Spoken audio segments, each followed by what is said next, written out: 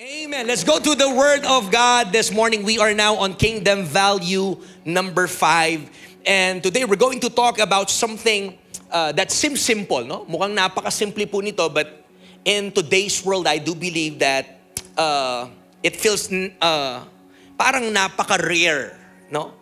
Itong bagay na to. And I want to talk about this kingdom value called kindness. Wow. Come on, say kindness. Amen. It says in Galatians 5:22-23, sabi po dito, but the fruit of the Spirit, basahin natin, 1, 2, 3, go.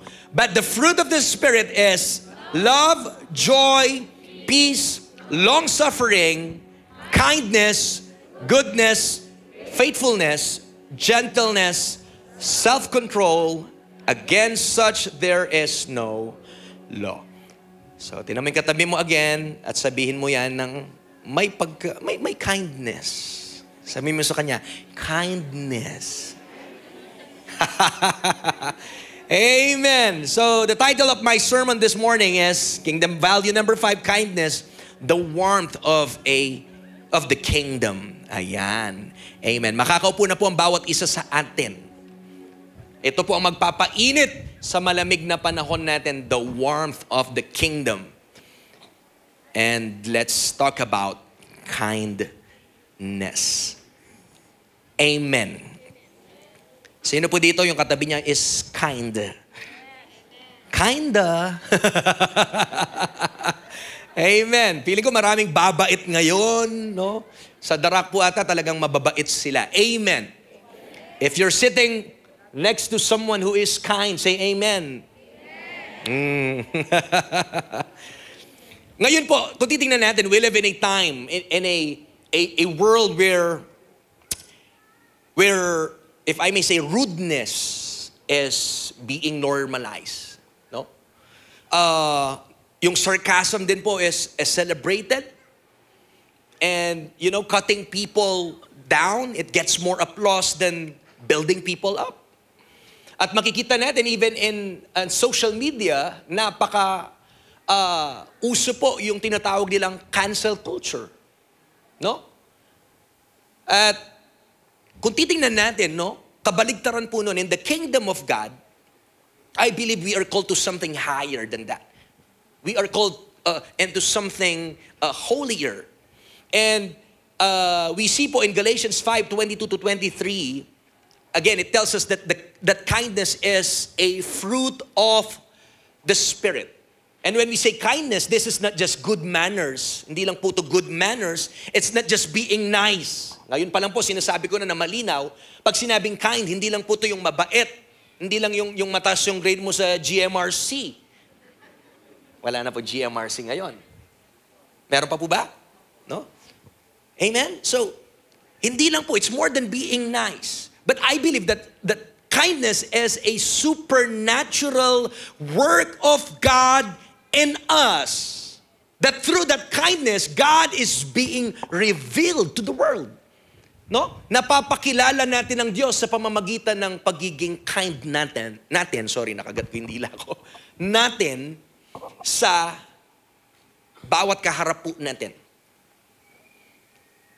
Kung magiging honest po tayo, alam ko po mag-a-agree kayo, sometimes it's easy to be unkind when we're rushed, when we're offended, when we are tired. Hello? Sino po dito, you're being unkind minsan when you are tired? How about when you are hungry? Yan! Sino dito, pag gutom, mabait ako. Pag nagkape na ako, pag di pa ako nagkape, huwag mo akong kausapin. Hello? Gising pa po ba tayo?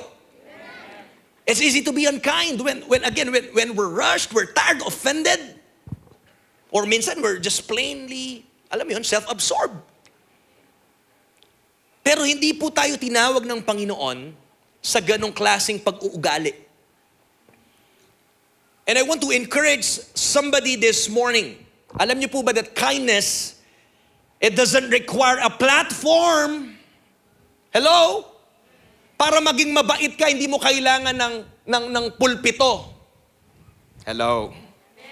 Kindness, it also doesn't require perfection. I do believe anyone ay pwedeng maging kind. Tama po ba? At ang kindness po, it just requires a heart that's been transformed by Jesus.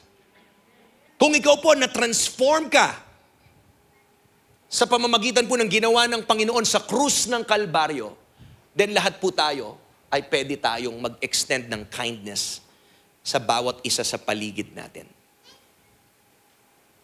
Amen po ba?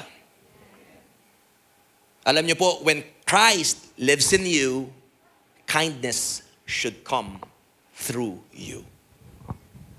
Tingnan mo ulit yung katabi mo at mag-beautifulize ka. Tanungin mo, am I kind?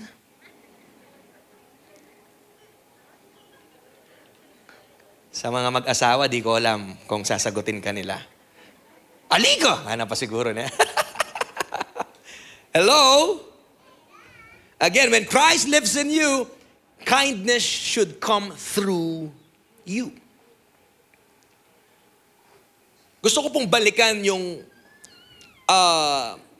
verse in 1 Corinthians that when Paul described love, the very first two words that he used were patience and what? Kindness. In 1 Corinthians chapter 13 verse 4, nasabi po ni Pablo doon that love is patient, love is kind. Hello? Yung kindness po, it involves what? Compassion, it involves caring. Kindness involves giving. And I believe that kindness is necessary for a society to work now, if I may say, in some sort of decency, no? And respectability, dapat po importante yung kindness. Kindness is love, active, and alive towards the people around you. So ang ganda po na iniisa-isa natin. Actually, yung una kong pong plano is pagsasamahin ko yung kindness and goodness. But habang minemeditate ko po to, again, I've decided na talagang isa-isahin po to para manamnam natin. Because again, we want to build what we call kingdom culture. Hindi kahit anong kultura. Kingdom culture. Ganito daw po ang normal na dapat nating ginagalawan at ginagawa. Amen po ba?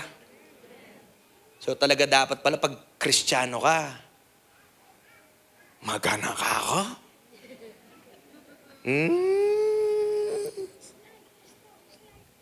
Pagtulog, pastorada. Tama?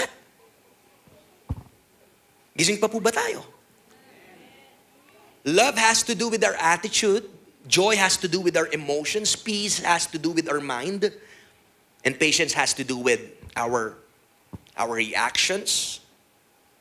But kindness, makita po natin, has to do with our behavior. It's not just the way, yung kindness mo, it's not just the way we feel towards others, but it is how we act towards them. Hindi lang kung anong nararamdaman mo, pero kung anong pinapakita mo sa kanila. Hello? Tama po ba? A person who is kind-hearted but never acts on those feelings is actually not kind. Kasi kung kind-hearted ka, kung talagang yung puso mo ay punong-puno ng pagmamahal, ng pag-ibig para sa iyong kapwa, hindi pwedeng pangit pala natin silang kausapin, pakisamahan, etc., etc. Hello? I do believe that this world needs a lot more kindness in it. Your life also needs a lot more kindness. The people around you need a lot more kindness. Amen. And imagine a spiritual family understanding yung kingdom culture. Not just understanding and knowing, but operating doon sa kingdom culture. Tingnan niyo po gaano kaganda yung ating pamilya. Amen. Alam ko po, hindi ito magiging posible hindi lang po ito ganun kadali. But lahat po ng ating pinag-uusapan about kingdom culture, again, they are a result of being connected with the Spirit. Can I hear an amen? So this morning, let's look at the fruit of kindness together. First thing that we need to understand, no? Let's talk about kindness and God. Okay? Come on, say kindness and God. Amen. So to understand kindness, we must start with the source. At ang source po is God Himself. Letter A, kindness is God's nature. Amen po ba? Makikita po natin dito sa Exodus chapter 34 verse 6 when God introduced Himself to Moses, He didn't lead with power or judgment, but sabi po ni God, again, Exodus 34 verse 6, sabi po dito, and He passed in front of Moses, proclaiming, the Lord, look at this, the compassionate and gracious God, slow to anger, abounding in love and faithfulness. Wow.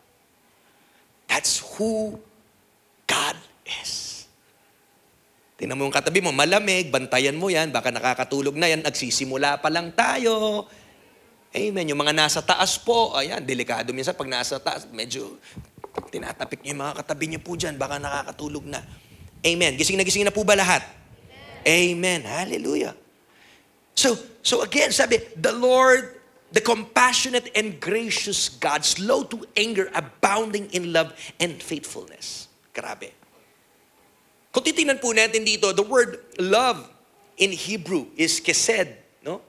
And it is often translated as loving kindness.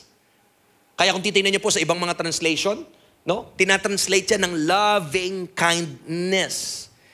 This is the kind of love that is faithful, that is steadfast, and merciful love.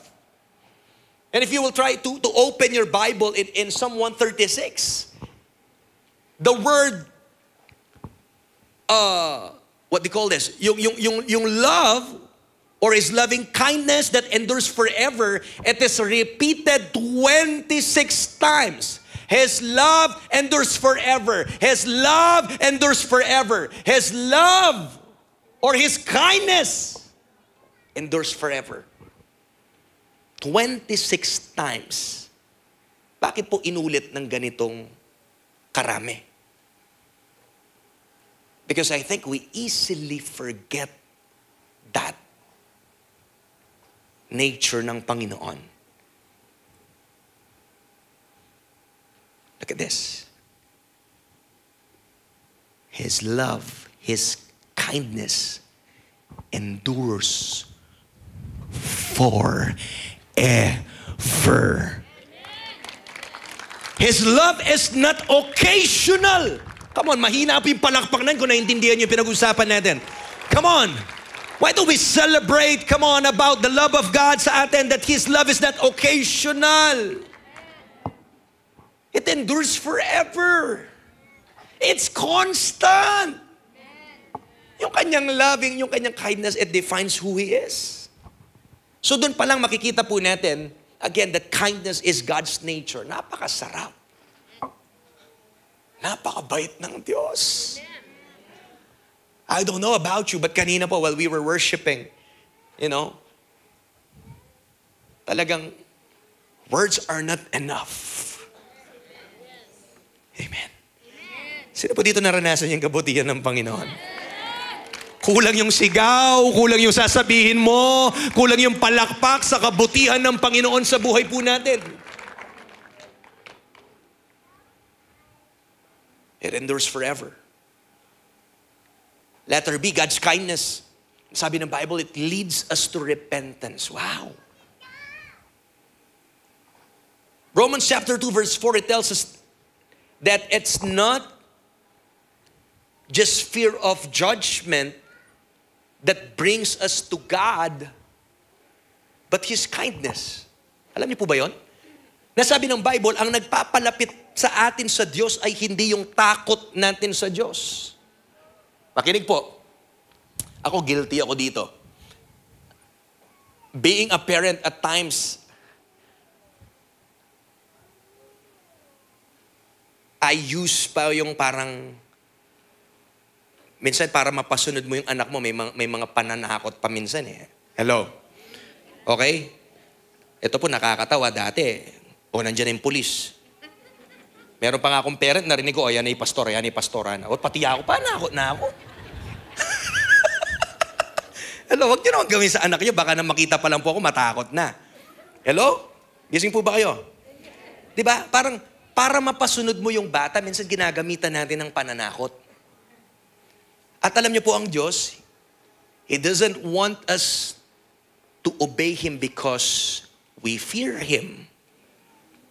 Yung takot tayong mawat.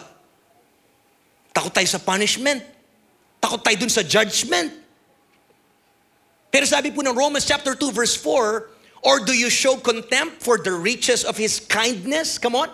Riches of His kindness, forbearance and patience, not realizing, look at this, that God's kindness is intended to lead you to repentance. Wow! Kaya po merong kanta na sabi niya, your kindness leads me to repentance. Napaka-powerful po nun. Yung kabaitan daw ng Diyos, yun yung tumutulak sa atin para manumbalik. Yung kabaitan ng Diyos, yun yung tumutulak sa atin para humingi ka ng tawad. Amen. Hindi takot. Palakpakan nga po natin ang Panginoon. Hallelujah. Kaya po yung kindness, it opens hearts. Sino po naniniwala? It opens hearts. Yung pagiging mabait, yung matigas na puso, napapalambot. Tama? But there's a balance po, no? Nasabi ni Pablo in Romans chapter 11:22, Paul warns us, sabi diyan, consider, therefore, look at this, the kindness and, come on say and. Kindness and sternness. Hello? Kindness and sternness of God. Sternness to those who fell, but kindness to you, provided that you continue in His kindness. Otherwise, you also will be cut off. Ibig pong sabihin, pinapakita po ng text na to yung balance na approach that God is kind, but don't abuse it. Parang mahina yung amen natin doon. Mabait po yung Diyos, yes. But wag nating aabusuhin ang kabaitan ng Diyos. Don't abuse it. And His kindness is an invitation to change. Kaya yung pinapakita ng Panginoon sa atin na kabaitan niya, it's like inviting us. He's pulling us papunta sa Kanya sa sobrang bait niya. Alam mo yan, parang talagang ayaw mo nang gumawa ng mga bagay na masasaktan siya sa sobrang bait niya. Palakpakan niya po natin yung Panginoon. Ganun po yung power ng kindness ng Diyos. Hello? It's not an invitation it is an invitation to change, not a license to sin. Wag po sana tayong oportunista. Parang ikaw, pag may kaibigan kang mabait, yan na ka man panipalibre. Huwag ka naman laging, alam mo yon, manlalamang. Huwag din po natin gawin sa Diyos yon. That because God is kind.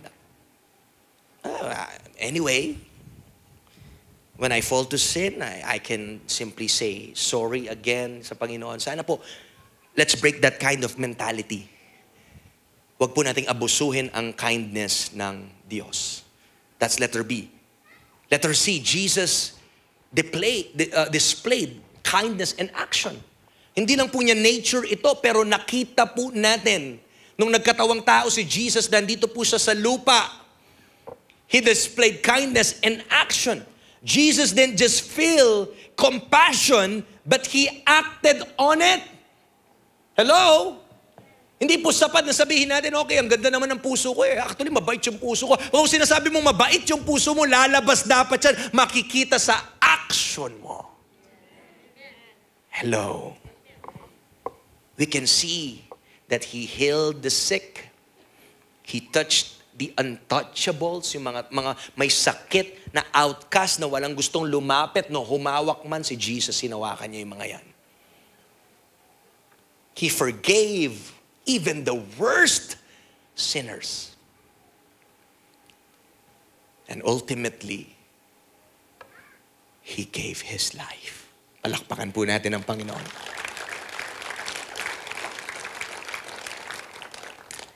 Napaka buti po ng loob ng puso ng Diyos. That it says in Romans 5:8 that while we were yet sinners, Christ died for us. Ganun po kabait ang Diyos sa atin.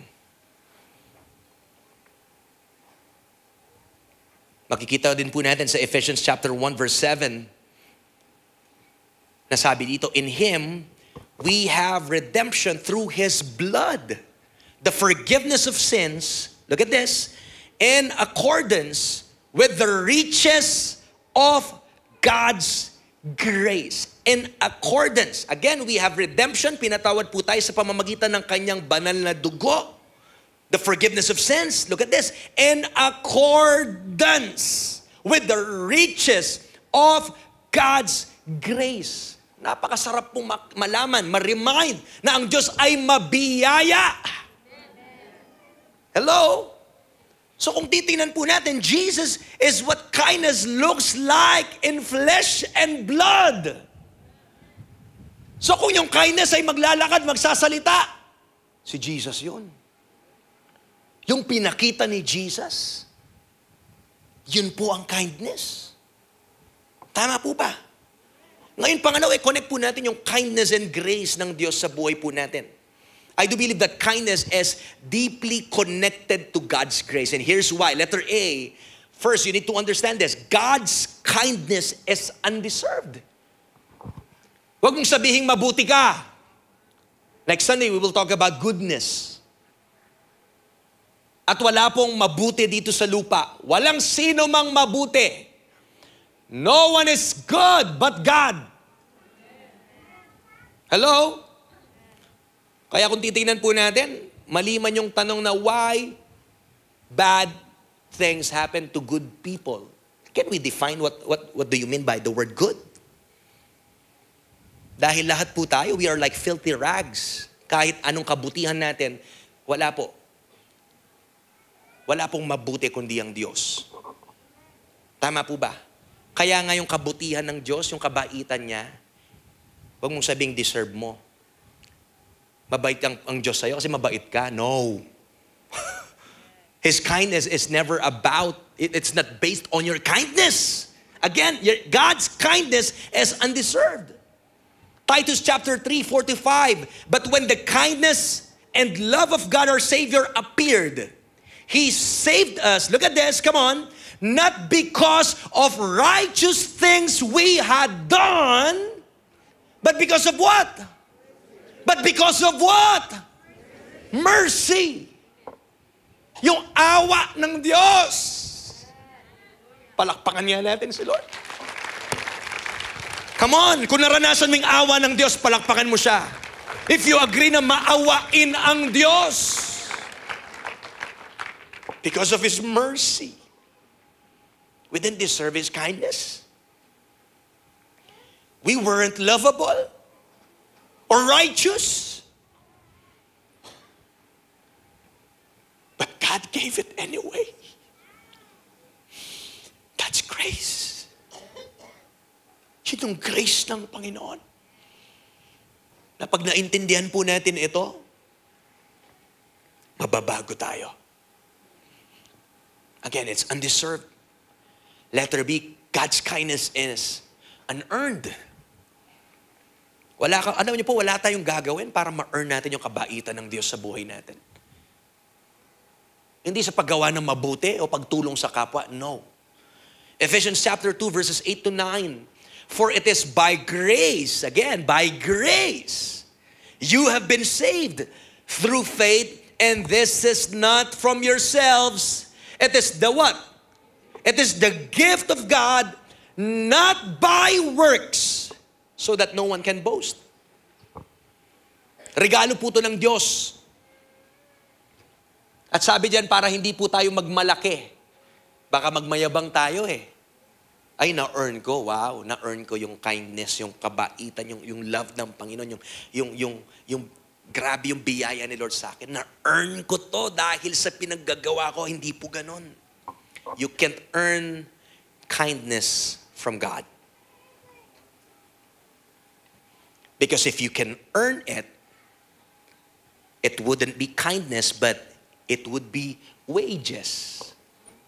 Kabayaran ng pinaghirapan mo, pero praise God, hindi po ganun yun eh. Grace is a gift. It's not a paycheck. Tandaan po natin yan. That's letter B. And letter C, God's kindness should motivate our kindness. Hello? Again, God's kindness should motivate our kindness. Kung naalala niyo po yung story in Matthew 18, in the parable of the unforgiving servant, Jesus ends with this piercing question.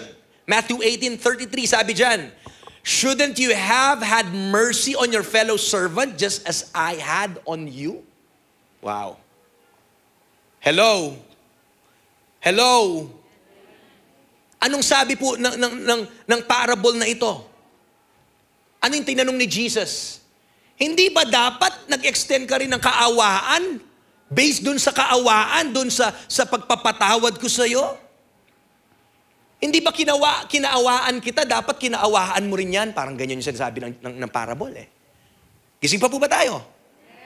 So, if we've received such great mercy, ang tanong, how can we be stingy with it? Kung naintindihan natin, na-receive nga natin, hindi mo nga deserve ginawa ng Panginoon. Pero bakit tayo? Napaka-harsh ata natin. I hope this word po will encourage us. This word is not being preached for you and me to be condemned or to be discouraged. No. God's word is always has the power to, alam mo yon, to encourage us, to uplift us, and to align us sa kanyang kalooban. Amen po ba? So wag po nating look at this. If you have received God's kindness, wag mong ipagdamot ito. Yun po yung ibig sabihin nun. Wag kang maging madamot sa pag-extend ng kabutihan din sa iba. Luke 6:35 to 36, sabi po dito, are you ready? Are you ready to read? Basahin nga na yan, 1, 2, 3, go. But love your enemies. Oh, okay? Okay? Sino po dito may mga kaaway? Yung ibang hina ng basa. Hello? But love your enemies. Ano pa sabi dyan? Grabe naman, Lord. Unfair. Lord, di mo ba alam anong ginawa nito sa akin? Yan na. Nagbibilangan na. Lord, grabe pananakit sa akin nito. Pinaya ako nito. Pero sabi ng Bible, love your enemies. Do good to them. And lend to them without expecting to get anything back. Then, wow, your reward will be great. And you will be children of the Most High because He is kind to the ungrateful and wicked. Be merciful Just as your Father is merciful. Grabe po ka-merciful ang ating Diyos. Palakpakan nga po natin ang ating Diyos. Imagine po, nagpapasikat ng araw ang Diyos sa parehong mabuti at masama. Kung itatrato po tayo ng Diyos based sa deserve natin, baka di na tayo sinikatan ng araw bukas. Yan ang totoo. Amen? But praise God, He's merciful. Our Father is merciful. Kaya yun po lahat, yung kanyang, yung kindness niya, yung love, yung grace, yung mercy ng Panginoon, yun po yung nagmamotivate sa atin to do the same sa ating kapwa. Amen. Bumabait na po ba tayo? Baka dito sa kindness, marami nang maglilibre ng lunch. Hallelujah. Amen. Amen. Amen. Kung meron pong first timer dito at hindi ka mahihiyang i-approach ako mamaya, ililibre kita ng lunch. First timer, ha? First lang. Pastor, paano yung fourth? Okay po? Sana po maghanap din tayo ng makakasama nating bago. Marami po dyan. Okay? This is the best time to be kind. Amen? Amen. Tama po ba? So, tingnan po natin sa pangatlo. Dito po ako matatapos. Growing in kindness. Alam ko po, ayan, I love that word growing. No? Hindi naman kagising mo, napaka-ano mo na. Yan. Alam ko, journey po yan. No, the more that we are being, the more that we connect sa Holy Spirit, we become more like Him, no? Ang Panginoon. So, how can we cultivate kindness in our lives? Ang sikreto po dyan, makikita natin that the Spirit grows it. But we must cooperate with Him. Come on, say that word, cooperate. So first, how can we grow in kindness? Letter A, consider God's kindness to you. Alam ko po, kinoconnect ko to lagi. Kamukha po ng mga, last Sunday din po, may mga ganyan tayong point, no? Bilang application kung paano naging patient din ang Panginoon po sa atin. Ngayon, let's consider God's kindness towards us. Because the more you reflect on God's kindness to you in Christ, the more you'll want to extend that to others. Ano sabi po ng Ephesians chapter 4, verse 32? Be kind and compassionate to one another. Ayan. Tinan mo ang katabi mo at ngitian mo. Ano sabi ng Bible? Be kind and compassionate to one another. That's a command. Hello? Kaya po sa atin dito, sana wag lang tayo nagngingitian. Alam mo yon?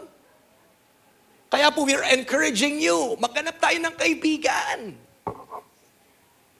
Ang church po, hindi lang itong nangyayari ng 2 oras kada linggo. But ang church ay kung anong nangyayari after this. Like the early church. They broke bread. They ate at homes. Nagko-communion po sila sa bahay. Dapat po yun yung gawin natin. Buksan po natin ang ating tahanan sa mga kapatid natin kay Kristo. And even po sa mga kaaway natin. Amen. Amen po ba? Be kind and compassionate to one another. Come on. Forgiving each other. Okay na sana eh. Ayan na naman. Just as in Christ, God forgave you. Just as in Christ, God forgave you. So, ngayon pong linggo, alalahanin po natin yan. Paano nga ba naging mabait ang Panginoon sa atin?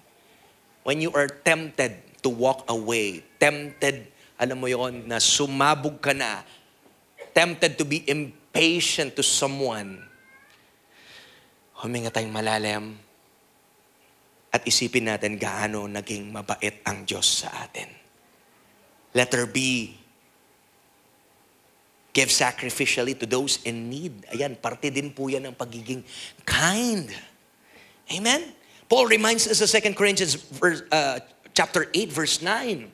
For you know the grace of our Lord Jesus Christ, that though He was rich, look at this, yet for your sake, He became poor. Imagine, iniwan niya po yung trono sa kalangitan, bumaba siya po dito sa lupa. Siya na mayaman, siya na nagmamay-ari sa lahat, ay bumaba at nagpakahirap for our sake. So that you, through His poverty, might become rich. Ang kindness po, this is generosity, also in motion. Generosity ng iyong time. When was the last time that you have given time to someone who needs it? Sa isang linggo po natin, kailan natin nakita yung sarili natin na may inimpress ang Holy Spirit at tinawagan mo siya at binigyan mo siya ng oras? Na may pinag-pray ka, na pinuntahan mo siya dahil kailangan niya ng saklolo. That's kindness in motion. Maging generous po tayo sa ating oras. Huwag lang po umikot sa atin. Pastor, napaka-busy ko, trabaho, pamilya, mga bata. I know! I understand you. Pero may oras pa rin po if we want. We can still make time sa mga bagay na importante sa atin. How about kindness or generosity in money? Anong part ng pera natin na binabalik natin in advance to advance God's kingdom? As we always say, we're blessed to be a blessing. At hindi lang po umiikot sana po ang ating finances sa pamilya, sa needs natin, sa wants natin, sa luho natin. How about sowing your money in God's kingdom? Ginawa na po ba natin yon? Hello? Time, money, or attention. Sana po ngayong week ma-practice natin to, na mabigyan natin ng oras ang ibang tao. Amen. Let's give sacrificially. Marami po, hindi lang po material yan, but to those people who are in need. Letter C, are you ready? Gising pa po ba yung katabi nyo? Pastor, ang bait niya, tulog na. Letter C, speak a kind word to someone. Ayan na. Feeling ko maraming magre-remind mamaya kauwi sa bahay. At papaalalahanan na naman si nanay, Ma, be kind. What na naman? Kindness. Speak a kind word to someone. Ano sabi ng Proverbs 12:25? Look at this. Anxiety weighs down the heart, but a kind word cheers it up. Naranasan nyo na po bang ma-discouraged? Anyone? Have you experienced na ma-discourage ka? Have you experienced na down ka? At merong right words na sinabi sa'yo na uplift ka. Yan po ay biblical. Ako sabi dyan, a kind word cheers it up. Alam niyo po, speaking a kind word to someone, actually, it cost us nothing. Hello? It cost us nothing. But yung power po nito, even though it cost us nothing, yung power niya, it may change someone's day or someone's life. Let's be sensitive enough. Ang mundo po ay napaka-harsh na. Outside of this church, napaka-rude ng mga tao. Sa workplace, sa campus, sa community, sa social media. Sana po hindi na tayo dumagdag pa doon. Sabi nga po ng Bible that we are the salt and light of the world. Gamitin po natin ang ating mga words para po to speak life and to encourage somebody. Letter D, remember God's promises to those who are kind. Sabi po ng mga verses na to in Proverbs 11:17. Look at this. Those who are kind benefit themselves, but the cruel bring ruin on themselves. Proverbs 19:17. Whoever is kind to the poor lends to the Lord, and He will reward them for what they have done. Lastly, Hebrews chapter 6 verse 10. God is not unjust. Can you say that with me? 1, 2, 3, go. God is not unjust. He will not forget your work and the love you have shown Him as you have helped His people and continue to help them. Kaya nga sinasabi din po ng Galatians, chapter 6, that let us not grow weary. Huwag kang mapagod. Tumulong ka lang ng tumulong. Gumawa ka lang ng gumawa ng mabuti sa kapwa mo dahil ang Panginoon, He is not unjust. Nakikita niya lahat yan kahit walang nakakakita. Palakpakan mo yung Panginoon. Ang sarap po yan, sabi niya, He will not forget your work. Ibig sabihin, our labor in the Lord is not in vain. Hindi sayang. That's why, it's a reminder po sa atin to not look for people or to people to para dun sa maghintay tayo ng reward sa ating kindness. Hindi po kindness 'yun pag nag-aabang ka ng kapalit. Hello? When you give, when you help, when you lend, look to God. Because God sees and He remembers. And lastly, letter E, let's ask God to grow this fruit in us. Ultimately po, isa po itong paalala that kindness is not something you try harder to be. Huwag kang, huwag mong pressurein yung sarili mo, I need to be kind. Hindi po yan yung sikreto. But it's something that, again, the Holy Spirit, it's something that the Spirit grows in you. Ibig sabihin, all the more na nakikipag-commune ka, all the more that you immerse yourself to God's Word in prayer, in worship, the more na sinistrengthen mo yung inner man mo, the more na nag-grow po itong mga fruit ng Holy Spirit na ito sa buhay mo. Why don't we ask the Holy Spirit daily na tulungan po tayo? Why don't we utter yung mga panalangin na, Lord, make me more like Jesus in kindness. Gusto ko maging kamukha mo, Panginoon. Kung paano ka maging mapagmahal, mabiyaya, maawain, mapagpatawad, mabait. Lord, gusto ko maging ganon. So as we end, church, God's very character is marked again by His loving kindness towards us. And without His kindness, we would all be lost.